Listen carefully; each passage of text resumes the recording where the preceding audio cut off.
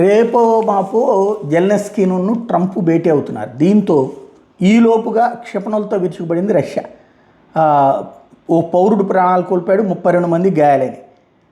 ఒకవైపున Zelensky Trump meeting జరగబోతోంది అన్నగా ఈ అటాక్ చేసుకొచ్చారు. 500 డ్రోన్లు 40 క్షిపణులు రష్యా ప్రయోగించింది. ఉక్రెయిన్ ఇంధన మిలిటరీ సదుపాయాల లక్ష్యంగా దాడులు చేసింది. ఈ విషయాన్ని రష్యా రక్షణ మంత్రిత్వ శాఖ అంగీకరించింది కూడా.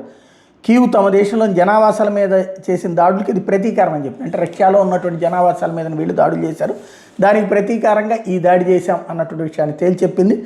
తద్వారా ఇక శాంతి ఒప్పందానికి ముందు జరిగిన దానికన్నా చూడాలా, లేకపోతే శాంతి ఒప్పందంలో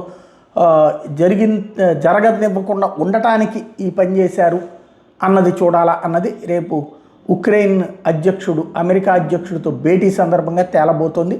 వాళ్ళిద్దరు భేటీ తర్వాత యుద్ధం విరమణ ప్రకటన జరుగుతుందా, యుద్ధ కొనసాగింపు ప్రకటన జరుగుతుందా అనేది చూడాలి.